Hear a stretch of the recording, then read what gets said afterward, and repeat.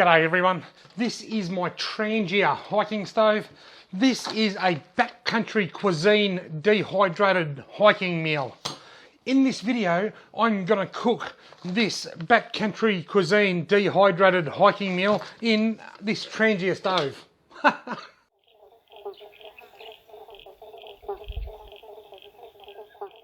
Righto folks, I've got myself set up here. I've got a little bit of cordial over here. Let's have a sip. I've got some water. I've got my Trangia stove, the fuel for my Trangia stove, which is methylated spirits, and I've got this. This is Back Country Cuisine Venison Rissoto. I went into adventure camping and fishing this afternoon, and I'm just having a bit of a look around, like us blokes often do, just wandering around, killing time, looking at cool things we could buy, and I thought, I've never actually tried these. They're a little bit on the expensive side. This one's $16.99 and it serves two. I thought I might as well give it a crack. You know, there's not a lot I can do. I can't go out the bush and go fishing, so I'll try and do some shed cooking. So I'm going to cook one of these. I'm going to tell you what they're really like. But I'm going to tell you a funny story. The guy that owns Adventure Camping and Fishing, Nathan, he's a young bloke in his 20s, terrific fella. He says, oh, these are really good. He says, oh, the venison ones are not all that good. Which one did you get? Oh, whoops, the venison. And I said to him, mate, that's one way to downsale. But he said that these are great, but the venison one's not good. I'll be the judge of that. Right, I love my Trangia stove. I just love stoves. I've got different sorts of camping stoves. I've got a shellite stove now I just bought recently. But I love my Trangia stove. Now, if you don't know what a Trangia is or how to use one, I'm going to put a link in the video description above right now to a video that I made a few years back where I teach people how to cook with a Trangia stove. But anyway, let's set it up. The Trangia stove is a methylated spirits stove, or what we call an alcohol stove. Lid, base plate, cigarette lighter. I've got to put that in there because I don't smoke, and if that's not there, well, then I never take one with me. Alright, pot, bowl. Anybody that's done a bit of hiking and cooking will know that the Trangia stove isn't the lightest and it's not the most compact, but it is the most fuel efficient. Now, what they are, that's the burner, this little tin. You put the burner inside the base just here, and then you fill it with metho. I'm pretty sure you're supposed to use this outside only, for outdoor use only.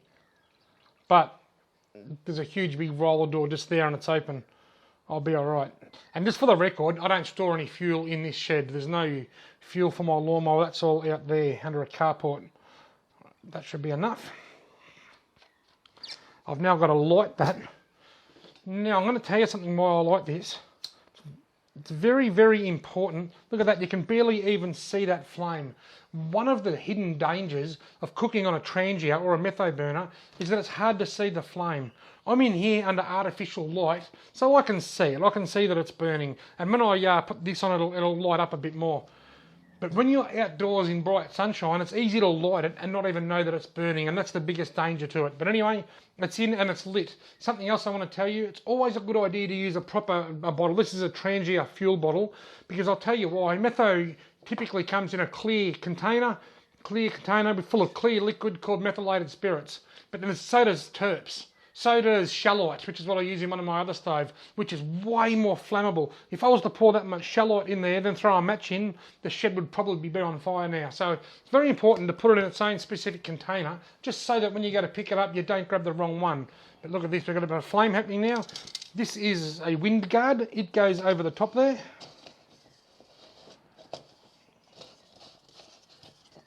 There we go, we're in place. Now there's two ways to cook this. It comes with a little handle. You can put the handle that on there, and that becomes a frying pan, and you can fry sausages and stuff on there if you wish to. Or you can get, there's two of these little saucepans that you can put water in and boil water, which is what I'm going to do. So I've got to fold the little legs down so that it'll hold the saucepan down close to the flame. Now, let's read the instructions for this. Pull open base at corners, shake bag to loosen contents. So you've got to pull open the base like that. Shake the bag to loosen the contents. It's got a nice wide base, and I believe that's so that you can eat out of the actual package. Tear open bag at top tear notch. there's 2 tear notches here. So I'll go with the top one as per the instructions. Remove any sachets, add water, stated on label below. 500 mils, I need 500 mils. So I can't put the 500 mils in because it's got to be boiling. So I've got to put, now, I could get a jug out of the kitchen and do this, but I don't want to because when you're at the bush, you don't usually carry a jug. So you've got to use your brains. We know that's about 1.25 litres, so half of it's going to be about 600 mil. So I reckon around about there is going to be 500 mil. A little bit less than half. How do I go? I reckon I need a little bit more than that. I reckon that's only 347. Yeah, I reckon there. I reckon that's about 500 mil. And I've got a bloody... Geez, I really am replicating the great outdoors. I've even got bugs in my water. How did that get in there so damn quick? Righto. Water. Get on there. Go you good thing. Now this frying pan can actually act as a lid like that to help the water boil faster.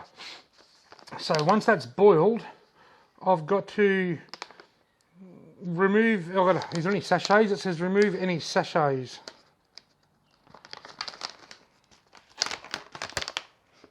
There are no sachets.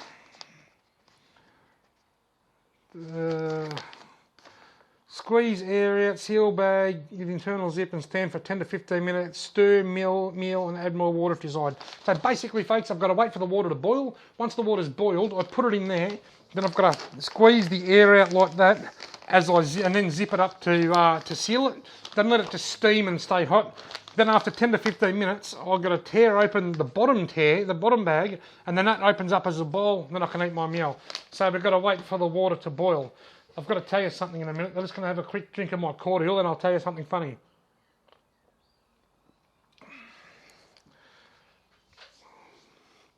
Did you know that a boatload of yo-yos, a ship load of yo-yos, was making its way from Canada to Melbourne during the week, and it sunk, and it came back up, and then it sunk, and it sunk 77 times. No, but I went to a restaurant. Last week in Wangaratta, and I said to the waitress, can I just get a bowl of pumpkin soup, please? And she brought me out this bowl of soup, and there's a fly in it. I said, excuse me. I said, you got a minute? I said, what's that fly doing in my soup? She looked down and she said, I think it's doing backstroke. Righto, folks. In the words of Moose Down Under, I'll bring you back. Rightio, how are we looking? It's been on there for probably 6 or 7 minutes or something. It's getting close to boiling, actually. It's getting very hot. The Trangia does it right. It doesn't boil water nearly as quickly as a fuel stove, like a shellite stove or even a gas stove, but it still does really, really well. Now, I touched on the price before. This one here is $16 and it serves 2. First of all, I'm a realist.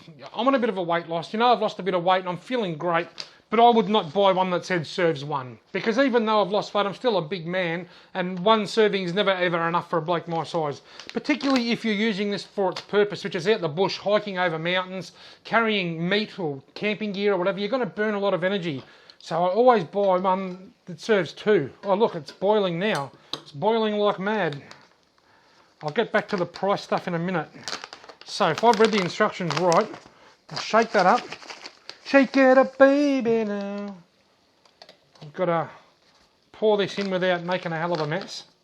Just remember, folks, it's only water. What could possibly go wrong? Oh, I've got to put all the water in, don't I? All the water is in. I put that up there so that it's not on the tablecloth.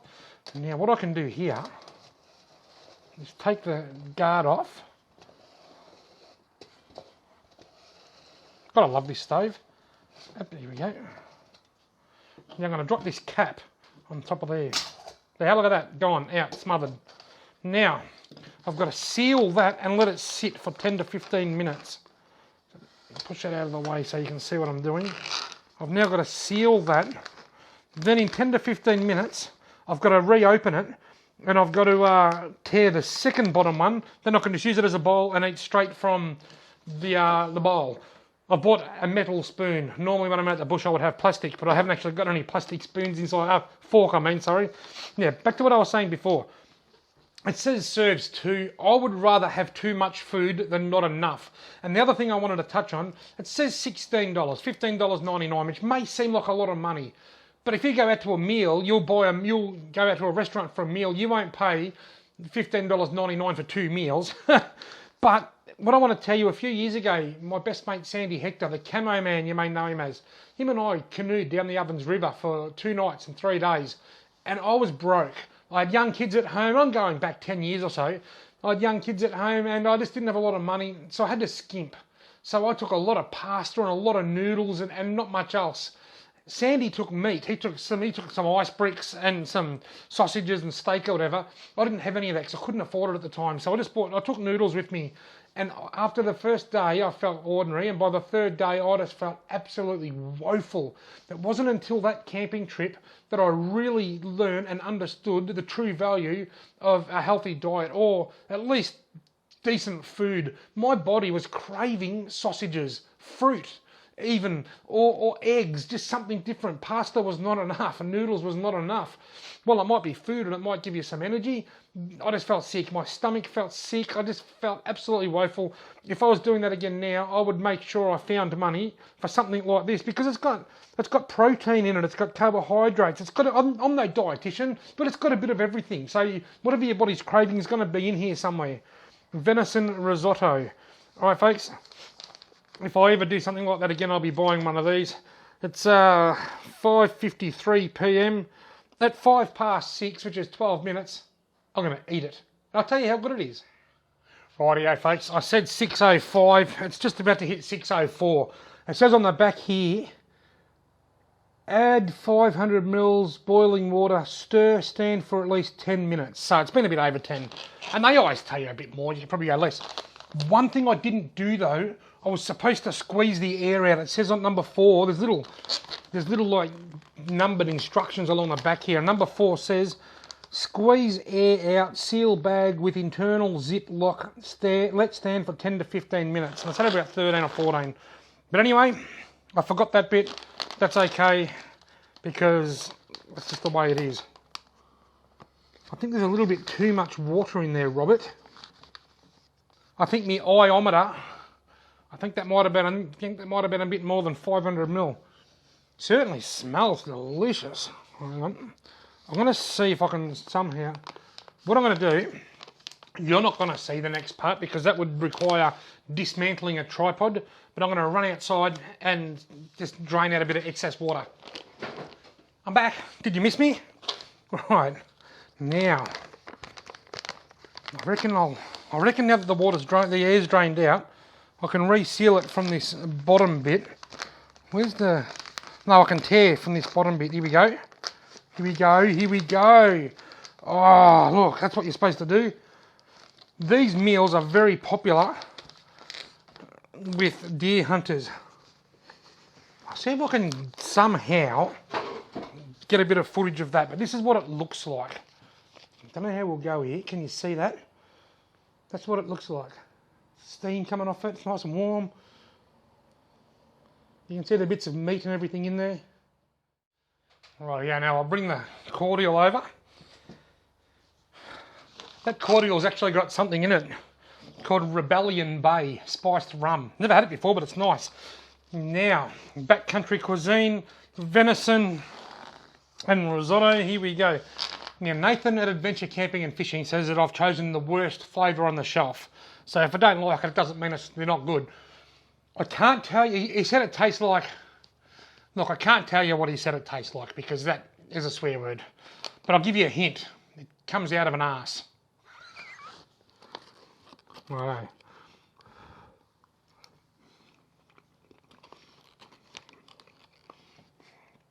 Yum-ho. That is very nice. I'm very, very, very impressed.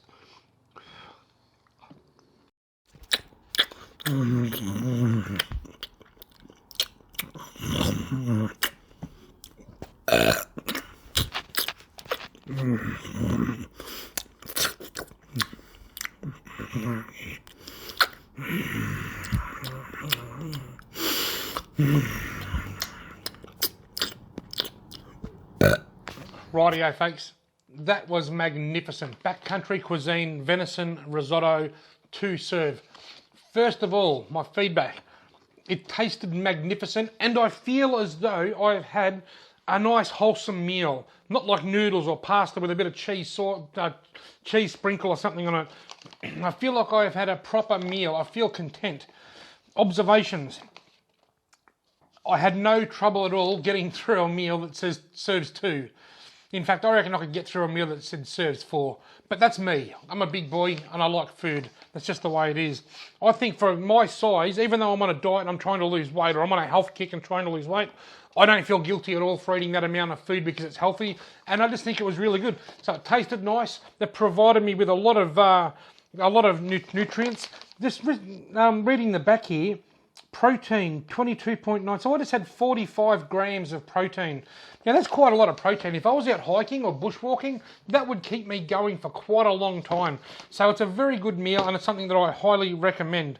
Now, observations. First one, my glasses fogged up because the water was so hot. Every time I went to grab a mouthful, my glasses would fog up. I ended up taking them off and setting them on the table. That was the first observation. Second observation was, remember how I had to go and pour some water out because there was too much water? Well, there wasn't. The bottom wasn't cooked properly. The bottom was quite crunchy because the water hadn't got through. Now, I reckon that's either from, and excuse me if I'm sniffing a bit, I'm out in the shed. It's actually very cool out here. But I reckon that's from either not shaking it properly, which is what I suspect it is, or perhaps not squeezing the air out. Maybe if I'd squeezed the air out, the pressure inside might have pushed the water down into the bottom bits. But so from my mistakes, I teach you. And I suggest that if you buy one of these, give it a really good shake. It does say on the back to shake, and I gave it a bit of a shake, but I think it needs a lot more of a shake than I gave it. So make sure you give it a real good shake up, and make sure that you squeeze the air out, because I forgot to do that. And make sure you take your glasses off so they don't fog up. Other than that, folks, I think this has been fantastic. I've got to tell you, I've had a lot of fun making this video. I've had a ball out here tonight. It's a nice cold night. It's a cold night. I've got a bit of spiced rum. Cordial my bum. I've got a Trangia throwing up some flames. It's just absolutely been wonderful, and I've got a nice meal, and this is actually my tea. I wasn't sure what to have for tea tonight, so I thought I might go and buy one of these. I've always wondered what they're like. I'll film it, and I'll tell you what they're like, and that'll do me for tea. Folks, big thumbs up from me. If you are going hiking or camping and you're going to be overnight and you want a lightweight meal, these are lightweight because all the moisture is taken out of them. They're dehydrated, and by cooking them, putting the hot water in them, rehydrating it. It's lightweight, and it's got quite a lot of value. Big thumbs up from me, folks. Thanks very much for watching this video. If you've liked it, why not give it a thumbs up and hit the subscribe button, and hopefully I'll see you in my next video.